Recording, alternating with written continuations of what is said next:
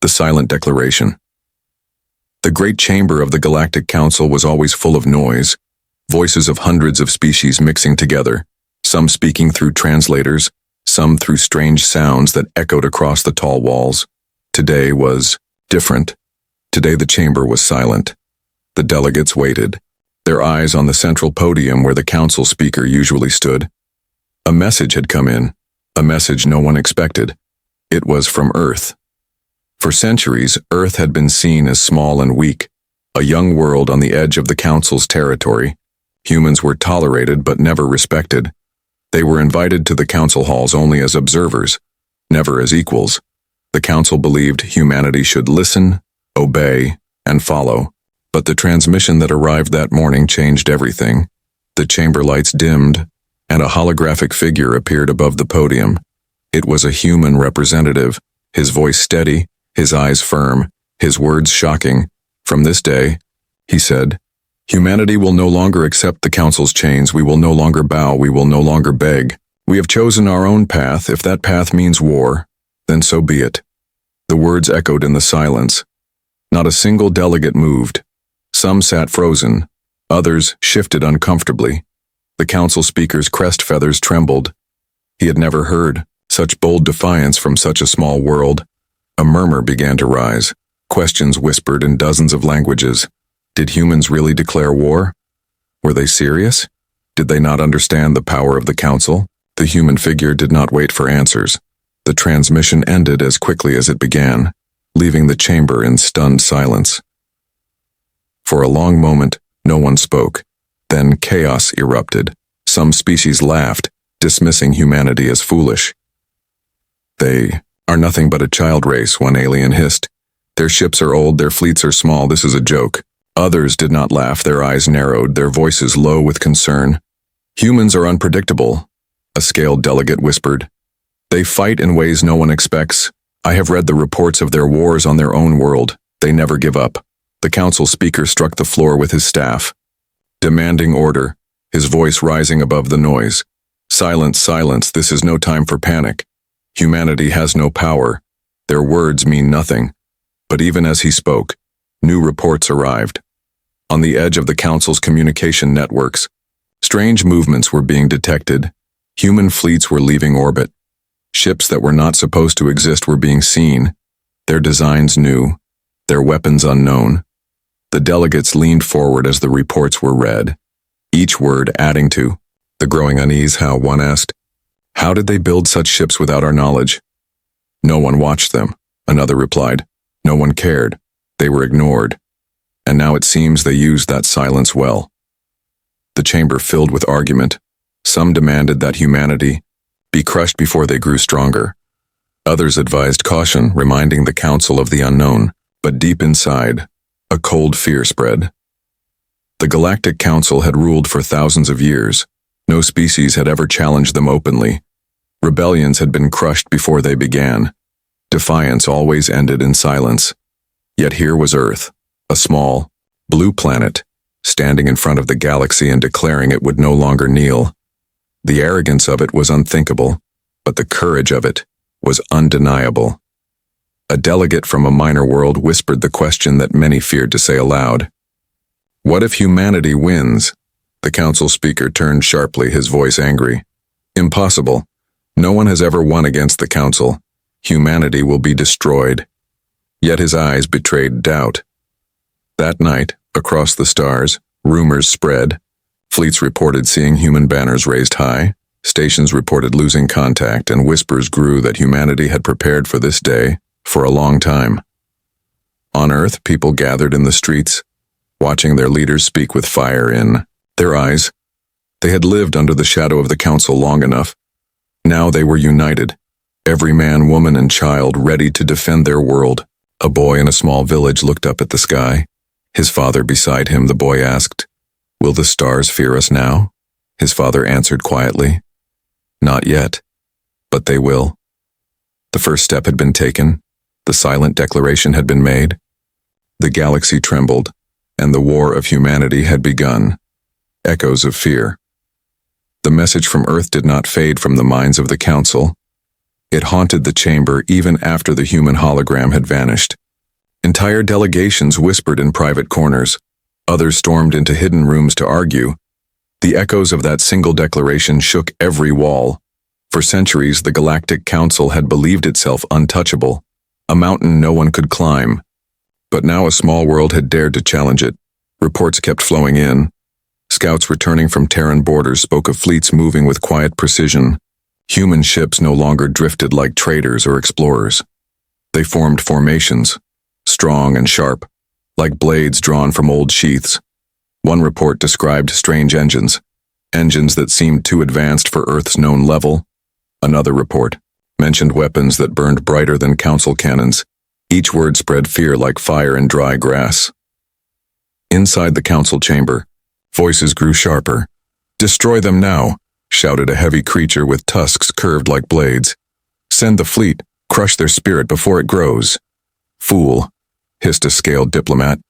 "You think it is that simple? Humans are reckless. They fight until nothing is left. We all remember their history. Even against each other, they fought wars that lasted centuries. They will not surrender." Some species tried to laugh it off, their laughter thin and nervous. They are still, weak. Their population is small. Their fleets are scattered.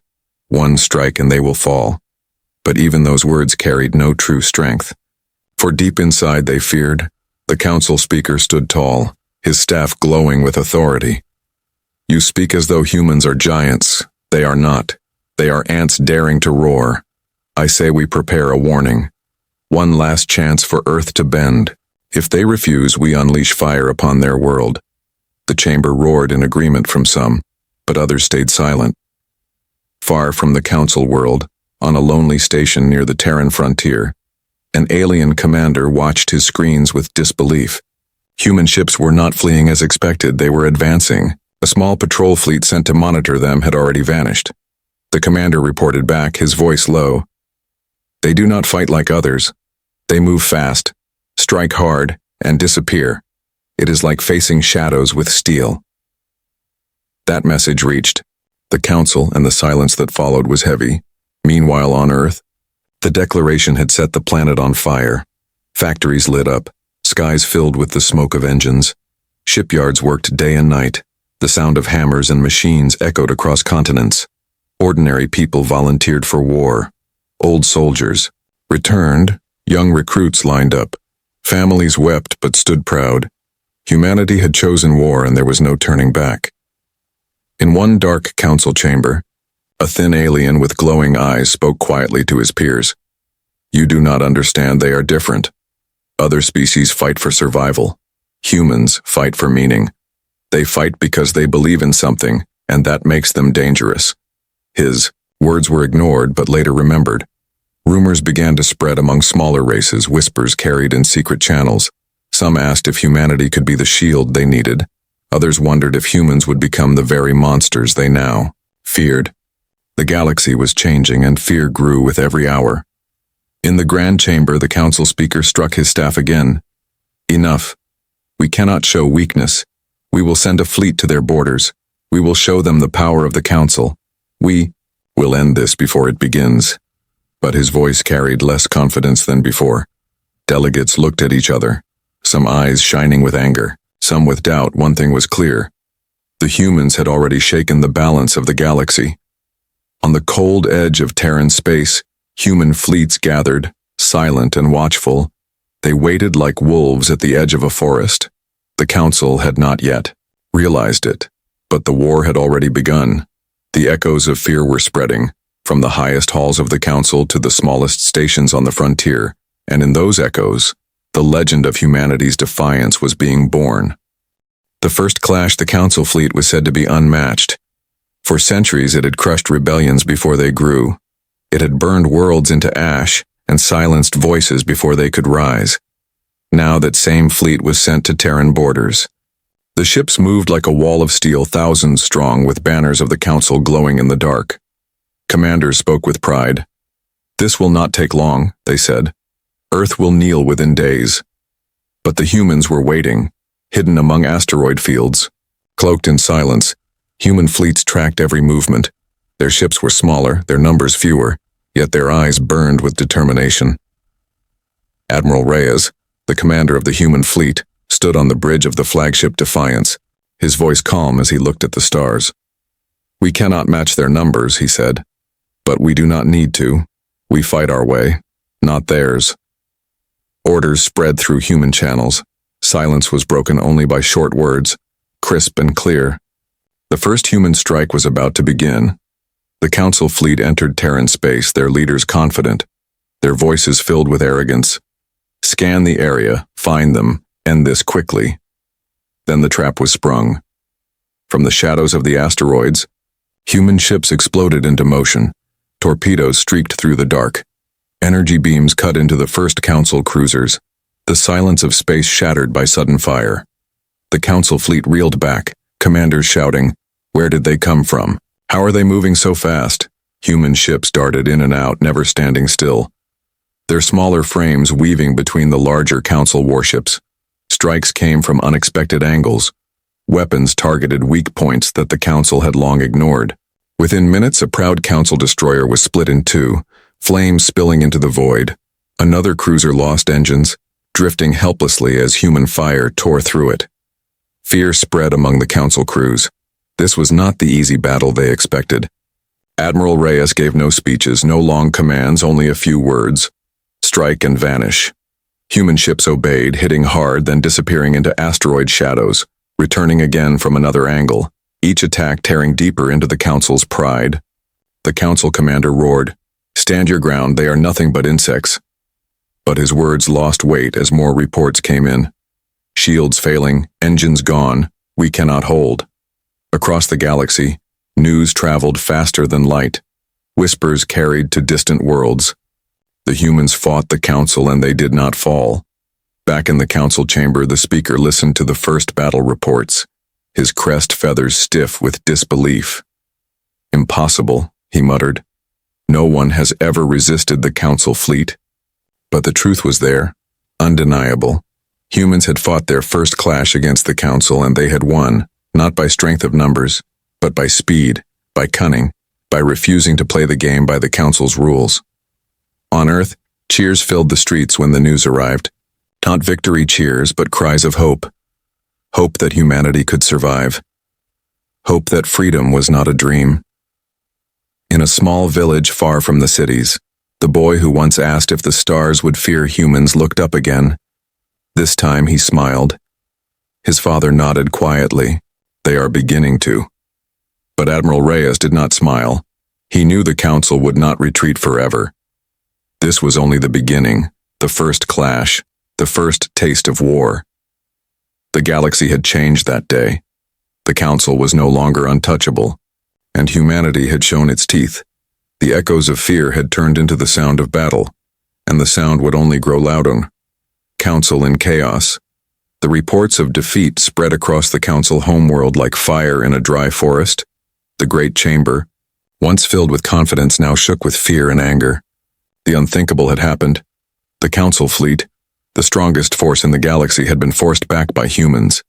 Delegates shouted over one another, voices rising. "Lies! It cannot be true," one cried. "Their fleet was too powerful to be broken." But another voice cut in, trembling with anger. "Do you think the reports of destroyed cruisers are lies? Do you think the wreckage floating in Terran space is a dream?" The chamber became a storm of noise. Some demanded immediate retaliation. Others warned against rushing into a war they did not understand. The speaker slammed his staff again and again, shouting for order. But order would not return. For the first time in living memory, cracks appeared in the Council's unity. Smaller species whispered among themselves, wondering if the Council could still protect them. Some even dared to wonder if humanity was the shield they had been waiting for. A heavy creature with tusks stood tall, his voice booming. "We cannot let this insult pass. We must gather all fleets and erase Earth from the stars." His followers roared in agreement, their eyes filled with rage. But a scaled diplomat hissed back, "And if we fail again, what then? What will the galaxy think when the mighty Council is humbled a second time? Humanity is not like other races. They fight with cunning. They strike where we are weak. They do not follow our rules.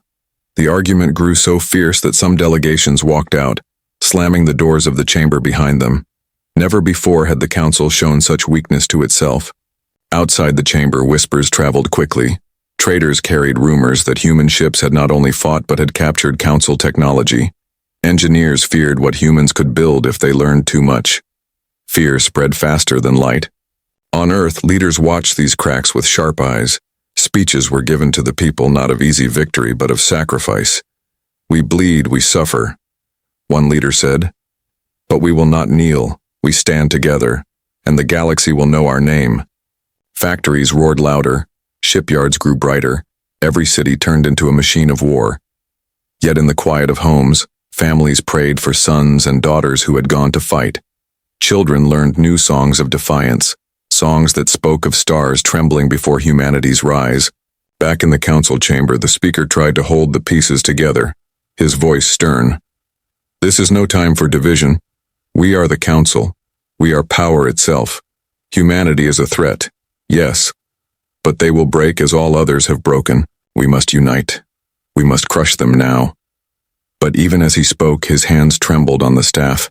His eyes betrayed the fear that grew in his heart. He remembered the ancient history, the few rebellions that once sparked before being silenced. None had ever dared to declare war so openly. None had ever won a first clash. The difference was clear. Humanity was not begging for survival. Humanity was choosing war. Some smaller species began to prepare secret envoys, hoping to speak with humans before the council acted again.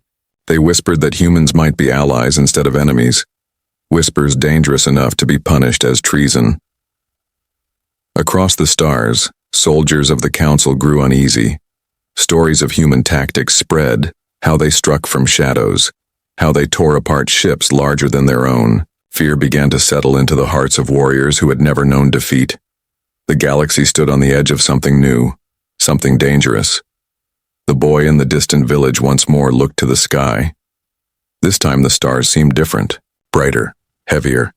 His father placed a hand on his shoulder and whispered, "The galaxy is changing, son, and it will never go back." The council was in chaos. Unity was broken, fear was growing, and in the silence between arguments, one truth rang clear. The humans were coming, the human gamble. The council believed humanity would hide after the first battle. They thought Earth would build walls and wait for the next strike. But humanity chose another path. They gambled everything. Admiral Reyes gathered his commanders. In the dim light of the flagship Defiance, his voice calm but heavy. "We cannot fight them in numbers. We cannot fight them in strength. But we can fight them in ways they cannot imagine. This war will not be about who has the largest fleet. It will be about who dares the most." The plan was simple yet reckless. Humanity would strike deep into council supply lines. They would not defend. They would attack. They would burn the lifelines of the mighty council before it could gather full strength. Fleets moved under silence, skipping past heavy defenses, darting into unguarded sectors. One by one, council outposts went dark. Stations that once supplied entire armadas were reduced to wreckage. The reports hit the council chamber like thunder. "Our supply lines have been cut," shouted one commander. "Our fleets are hungry, fuel reserves shrinking. How are the humans reaching so deep?" Some laughed bitterly. "They are ants with fire in their hands, and we are the ones burning." The council speaker roared for silence, but the fear could not be silenced. On Earth, factories pushed beyond their limits, workers collapsed but rose again. Children carried supplies. Entire cities became engines of war. Leaders told the people, "Every hand is a weapon. Every heart is a shield." We are not fighting for conquest. We are fighting for tomorrow. The gamble was costing humanity dearly. Each raid bled ships. Each strike left brave crews lost in the void. But for every ship lost, 3 council vessels fell silent. In one daring raid, a small human squadron struck a massive fuel station orbiting a dying star. The battle lasted hours, but when the flames cleared, the station was gone. Council fleets across that sector froze in place, powerless without fuel. The galaxy could not believe it. The council, ancient and powerful, was being pushed back by a younger race that should have been crushed in days. Whispers grew louder among smaller races. Some even sent secret aid to humanity. Spare parts, stolen maps, hidden messages. They were small gestures, but they showed the cracks in council rule. Meanwhile, in the council chamber, rage and panic clashed. "They will bleed us dry," shouted one delegate. "Our fleets starve, while they strike at will," another demanded. "We must unite every world, every fleet, or we will lose everything." But unity was slipping away. Fear gnawed at the heart of the council. Admiral Reyes looked at the maps of stars, his eyes shadowed by exhaustion. He whispered to himself, "We are winning battles. But can we win the war?" He knew the gamble could not last forever. Humanity was bleeding, their resources stretched thin, their people growing weary. Back on Earth, a mother kissed her son before he boarded a transport ship. Her tears fell, but her voice was steady. "Remember, you are not just fighting for Earth. You are fighting for every child who looks at the stars and dreams of freedom." Her words echoed the spirit of the gamble. The galaxy trembled as the news spread. The council was not invincible. Humanity had shown that the giants could bleed, but the gamble was dangerous.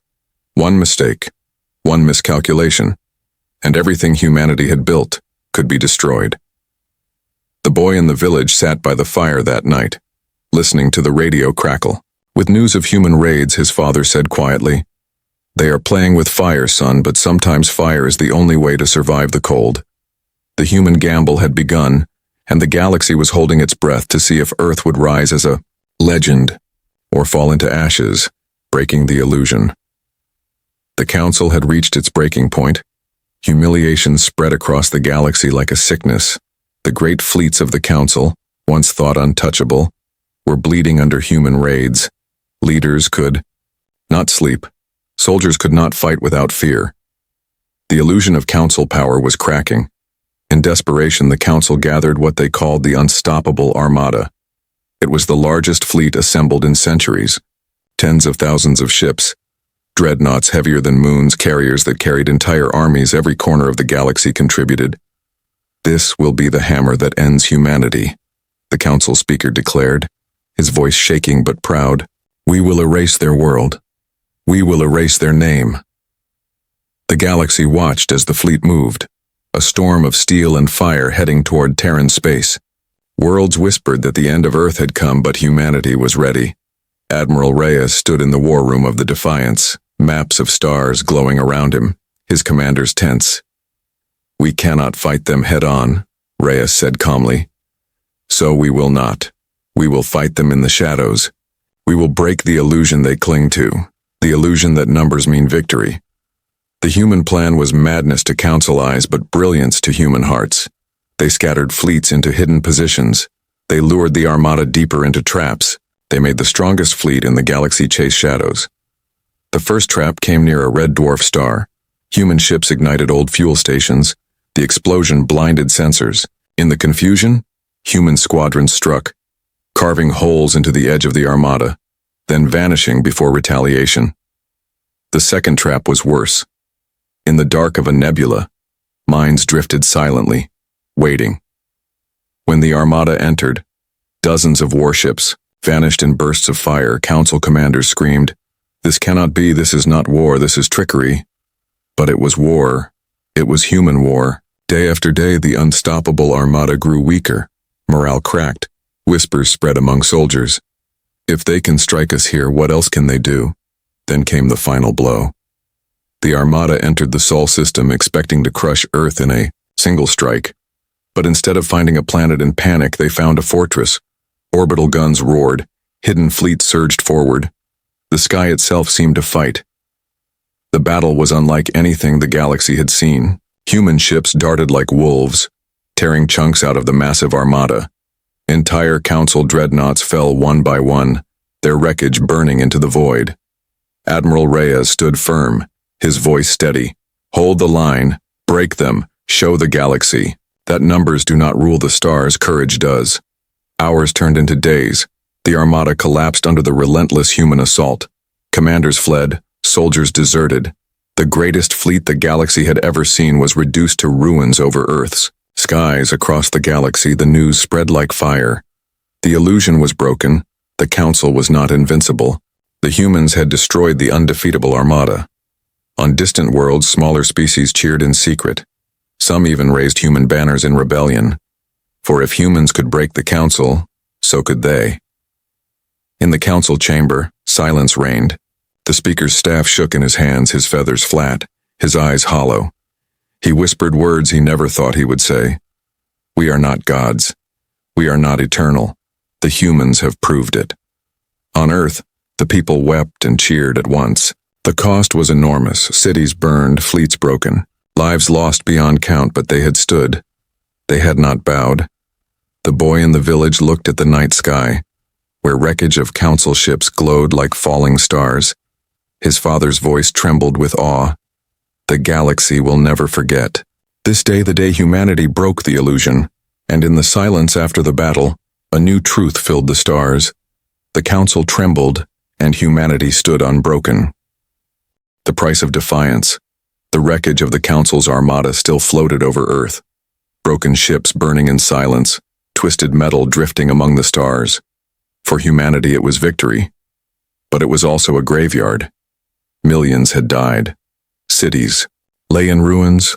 Oceans carried the ashes of fallen ships. The people of Earth had won, but they had paid in blood. Admiral Reyes stood at the command deck of the Defiance, his uniform torn, his eyes dark with exhaustion. Reports filled his screens. Victory reports mixed with endless lists of the dead. He whispered to himself. We stood, but at what cost? On the streets of Earth, families embraced and wept. Some held banners of pride. Others held pictures of sons and daughters who would never return. The people did not regret their sacrifice, but the weight of it crushed every heart. In the Galactic Council chamber, silence ruled. The speaker no longer struck his staff. His voice no longer carried pride. Instead, fear and doubt filled the air. Entire delegations refused to meet his eyes. They knew the truth. The Council was broken. Some species demanded peace with humanity. Others whispered about surrender. A few still shouted for revenge, but their voices rang hollow. No one believed in the Council's power anymore. Across the stars, rebellions erupted. Small worlds rose against their overseers. Banners of resistance spread. They shouted the same words humanity had once declared. We will not bow. Humanity had changed the galaxy forever. On Earth, leaders addressed the people. Their words, heavy. We are no longer slaves to the Council. We are no longer silent. We are free, but freedom has a price and we have paid it. Now the galaxy watches us. Now we must decide who we will become. Factories slowed. Weapons fell silent for the first time in months. But the scars remained. Earth's skies were filled with wreckage. Its land scarred by fire. Its people forever changed. The boy in the village sat by the fire again. The same boy who once asked if the stars would fear humans. He looked up at the night sky filled with burning wrecks. He whispered to his father, They fear us now. His father nodded slowly, his eyes tired but proud. Yes, but remember, son, fear is not enough. We must be more than feared. We must be worthy of the stars we have won. Admiral Reyes walked alone through the silent halls of the flagship. He touched the walls of steel that had carried his people through war. He thought of every life lost, every soul left drifting in the void. He knew humanity had won a place among the stars, but he also knew they had entered a darker future. The Council, once arrogant, now trembled whenever humanity's name was spoken. They sent envoys, they offered treaties, they offered peace not from kindness but from fear. Human leaders gathered and debated. Should they accept peace or should they push further? Some said humanity must secure its safety by breaking the Council completely. Others said enough blood had been spilled. Earth needed time to heal. The galaxy waited, uncertain. In the end, the choice did not come from speeches or councils. It came from the people, from the millions who had lost families, from the workers who had built ships with bleeding hands, from the children who had grown up under the shadow of war. They wanted peace. Not because they were weak, but because they had proved their strength. Messages were sent across the stars. Humanity would not conquer. Humanity would not destroy. Humanity had fought for freedom, and that was enough. The galaxy trembled still, for even in peace, they knew humanity was no longer a silent world on the edge of maps. Humanity had become a force that could shape the future. The final words of Admiral Reyes spread across Earth and into the stars. We have paid the price of defiance, and now the galaxy knows our name. Let them remember, let them never forget. Humanity stands unbroken. And so the story of Earth's rebellion ended, not with silence, but with the echo of freedom carried across the stars.